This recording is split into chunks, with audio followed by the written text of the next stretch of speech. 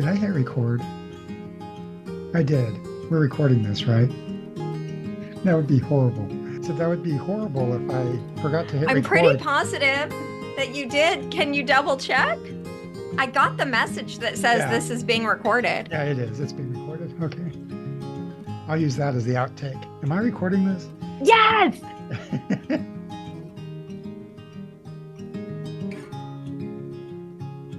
Welcome to Grief Heals, the podcast that explores how grief heals. Join us as we consider how grief invites love within ourselves, our communities, our world, our histories, and how it is that grief heals. I'm lisamichelle Zega here with Eric Simpson.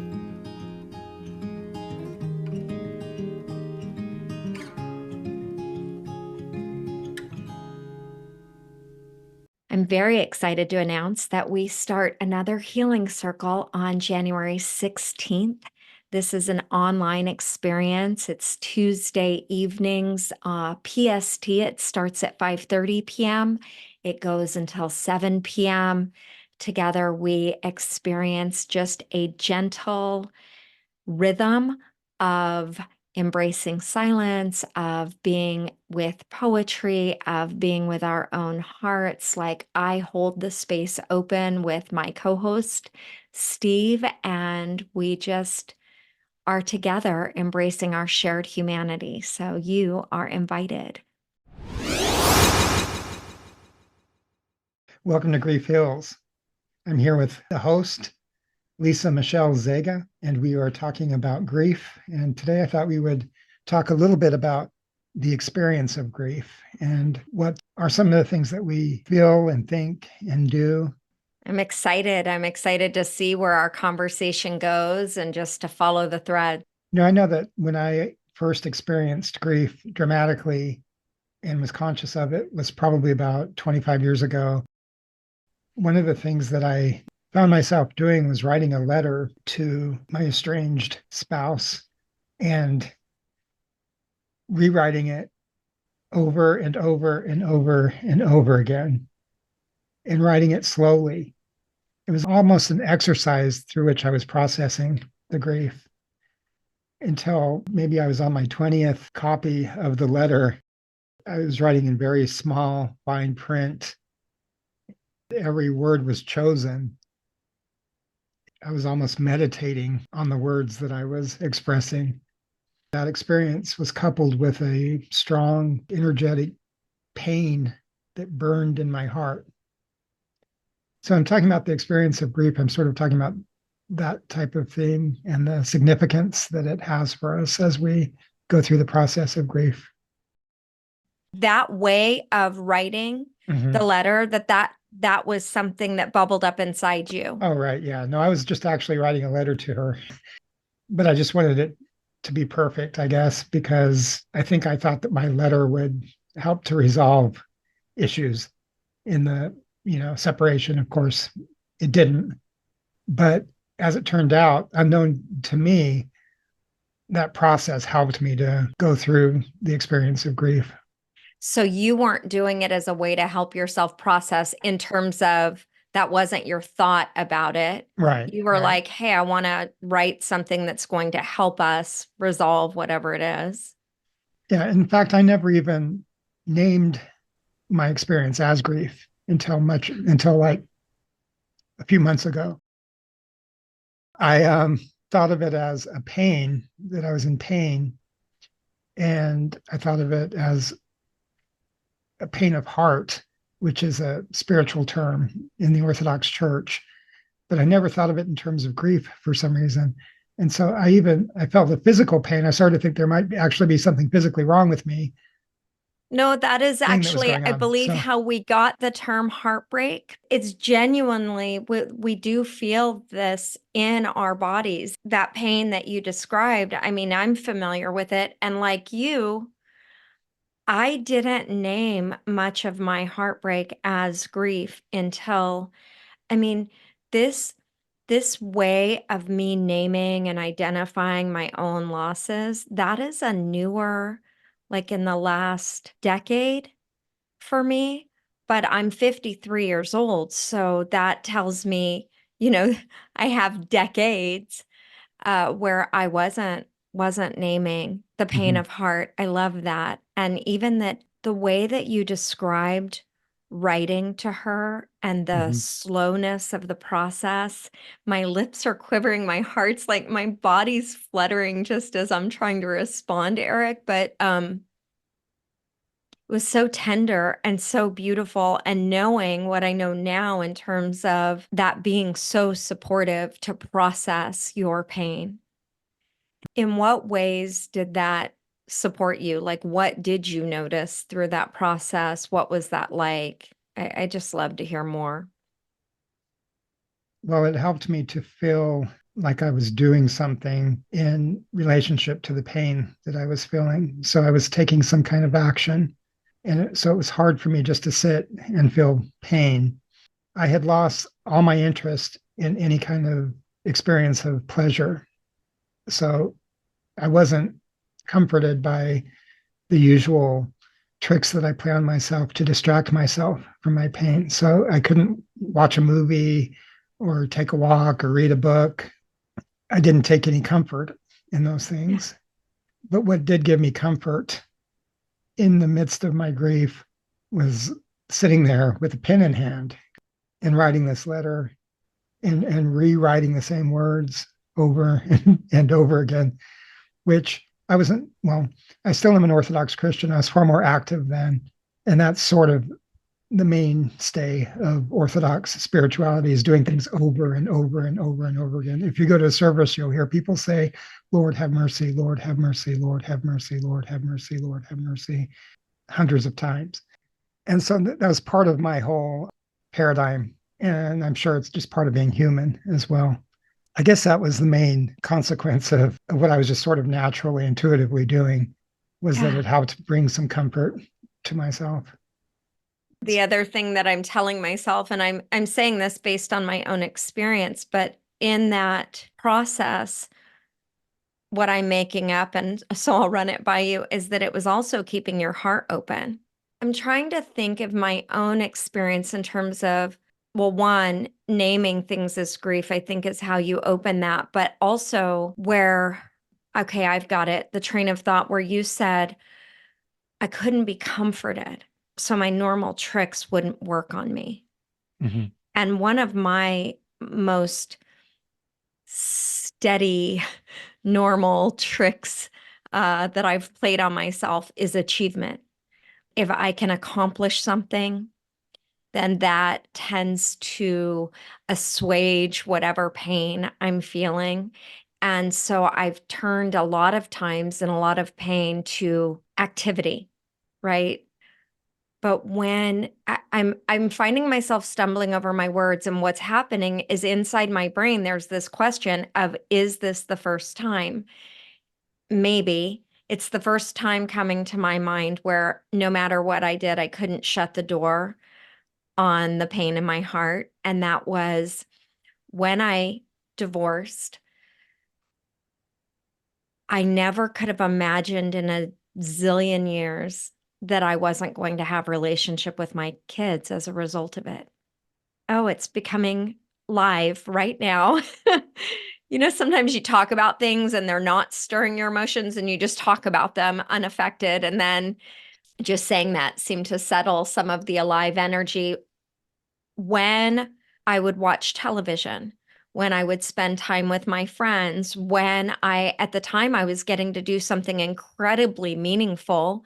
I was working with people experiencing homelessness, and I was the person helping to get them housed. Like I was negotiating with landlords. I got to do every part of that journey, and it was so beautiful and so meaningful. And there were moments of great beauty and great joy. And I would get in my car and just weep. It seemed like no matter what I did, it stirred up the loss of what I wanted to be able to do for my boys. So it was like, oh, well, you're getting this whole family housed. And then it Mm-hmm. was in contrast with, and that sheer longing. just the longing. And then also at that time, I was really plagued with also not just the guilt was there, but also trying to sort out personal responsibility versus blame, like blaming myself. Right.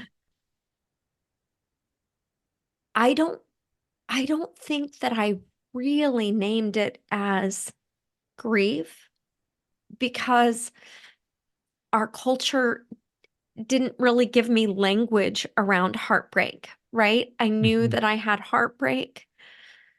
I knew that I desperately wanted to be able to do it differently. But what it ended up being, or it was almost like my contact with other humans and wanting to do good by others. And then also the one thing of taking personal responsibility, even though I felt like it was muddled, this idea of icky blame, which also evoked shame, but there was also this drive. And maybe this is where my doing something, the way that I would do, but I became driven to become a better human, to become more self-aware, to figure out what kinds of things I had done that had brought harm. In my mind, what I said to myself is, when my boys come home to me, and by home, I don't mean the physical residence, but like home in the relationship, I will be the mother that my adult sons need. And I will do whatever is, needed for that. That's where I really took a deep dive in what it is to be in conversation with people. One of the interesting things that you said that stood out to me because I have been thinking about this as well in dealing with the experience of grief is the issue surrounding taking responsibility for my actions while not blaming myself, which leads to shame. And that seems to be sort of a subtle distinction, but an important one because there are many things I've done that I where I am wrong and I have hurt people. And when I'm dealing with grief, to grieve over these things seems necessary, even to become who I am in fullness. But avoiding the feeling of blaming myself is difficult. Yeah. And you are correct in that it is, at least, I don't mean correct in terms of like we're taking a test here, Right. but my experience is also that it is very sneaky, the way that blame weaves itself in when we're seeking to take personal responsibility, and Hmm. how quickly, slowly, then all of a sudden, as Susan Scott would say, becomes shame.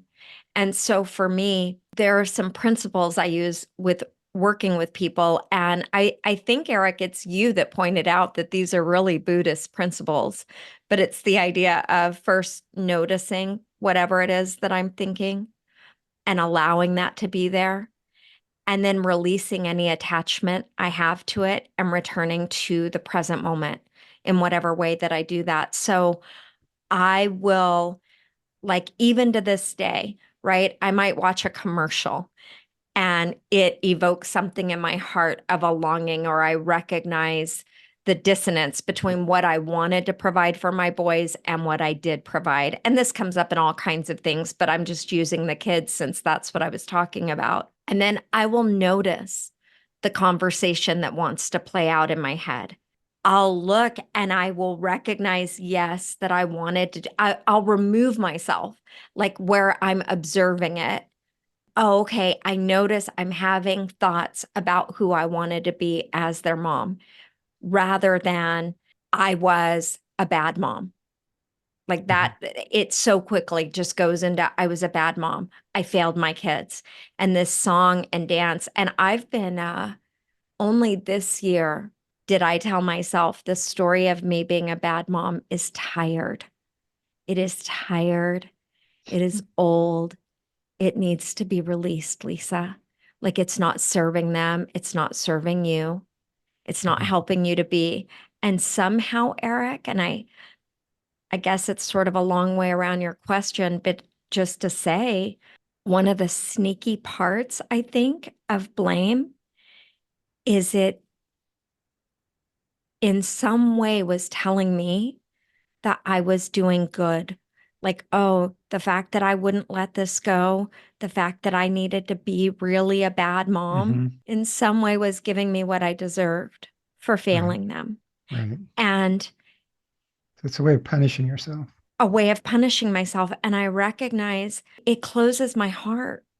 Any of us, we can just say the words, I am worthy of punishment, and feel what happens inside our body Hmm. and the closing that happens. And yet, what I declared to myself is I would remain open hearted for my kids, to Right. be love to my children.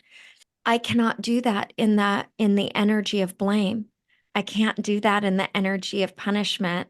So some of the things I've buttressed myself with understanding, and then I have practices of putting some distance between what I'm saying about myself, and that distance comes in the way of noticing what's there, and then going through the process of allowing it, letting Hmm. myself feel the sensations in my body, Right. releasing the attachment to that I need to be a bad mom. Oh yeah, Hmm. I notice that there's a lot of attachment to being a bad mom. Hmm. And then coming back, my butt's on the seat. I can feel my butt right here on this seat in this moment. That's a way of coming back to the present moment. It was occurring to me that obviously we've all had many episodes of grief, but what I've been talking about are some of the more intense experiences where grief shows up emotionally. And one thing that I noticed is that I did not, because of the principles that I had as a, or have as a Christian, I did not want to blame other people. And that's sort of an automatic reflex that we have in order to avoid the desire as well as the pain that is within us. I think it was sort of intuitive for me to, so I think it's sort of a natural thing if you're not going to blame other people to blame ourselves. That is a phrase within the tradition of Christianity that I'm in which many of the saints and spiritual fathers tell you to blame yourself, as in don't blame other people or don't blame God or don't blame circumstance. And I think what they're really saying is just take responsibility. I couldn't take responsibility if I was perpetually in a state of self blame because the shame surrounding that is sort of a self fulfilling prophecy. Because once I have labeled myself through shame as being a certain type of person, then I can't truly take responsibility for myself in acknowledging who I am to myself, which is a painful process as well as a liberating one, but also, in my relationships with other people. I am so grateful that our conversation meandered here, Mm-hmm. because when you said I was committed to not blaming others, that was also my stance, right? And so I naturally gravitated to self blame. Right. And then it was through my own process that I began making this distinction between blame and personal responsibility for the exact reasons that you shared. Blame and shame feel like, what are the twins that are joined, when they're born, they're not even separate. Conjoined twins. Yeah. Conjoined twins. There you have it. So, and that is how I experience shame and blame.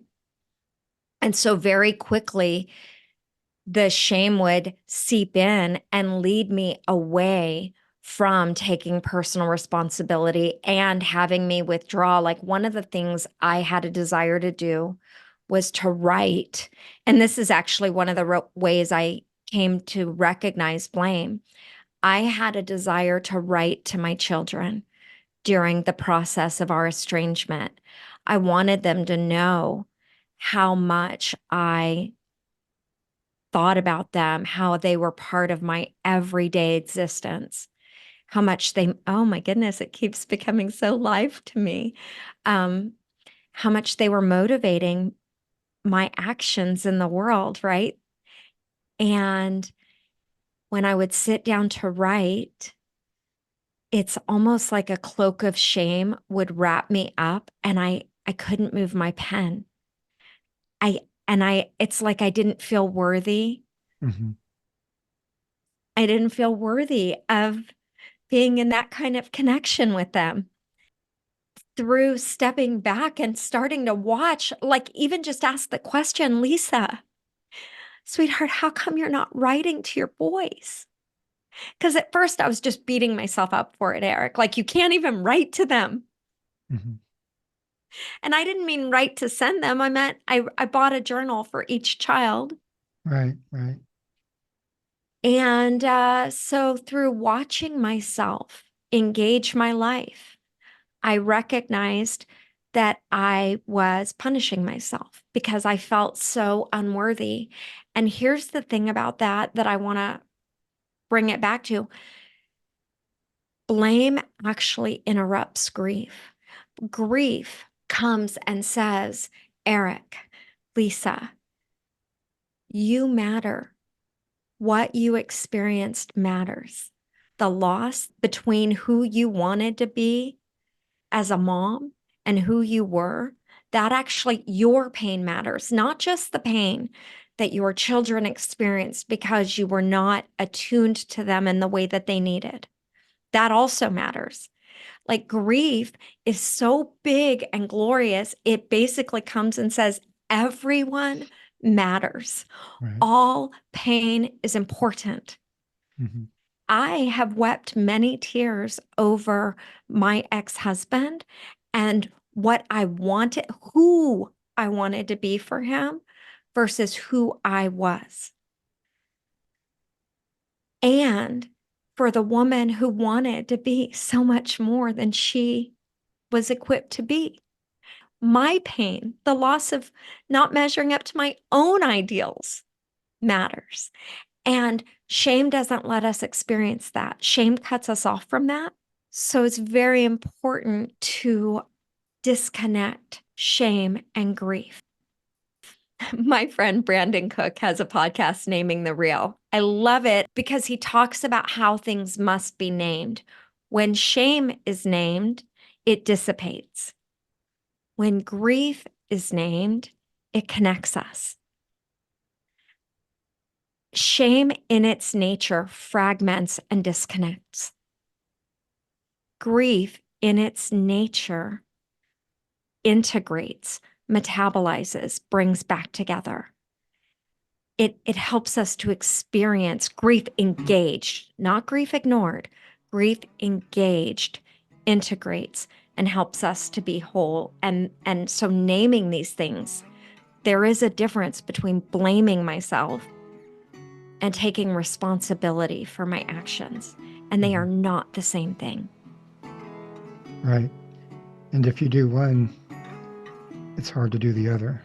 Yes, it's almost like shame comes to negate grief, even though grief can have a feeling of brutality, like it can feel like carnage, wreckage, it's abruptness, like, but it is not there to shame and blame. It is there to engage, to love, to hold. And we might go through, as I did, as you did, experiences where shame are very much engaged. But I would not say that that's the purpose of grief. Grief comes and says, you matter.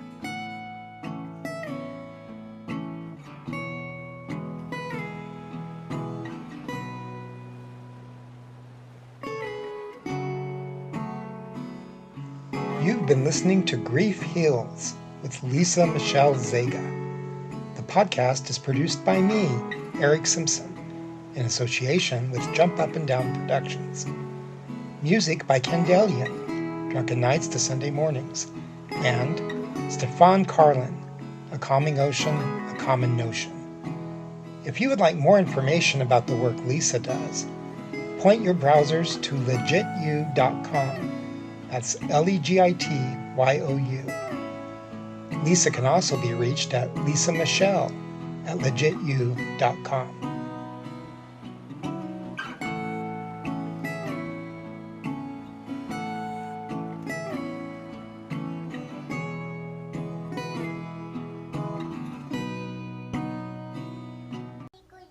This has been a Jump Up and Down production.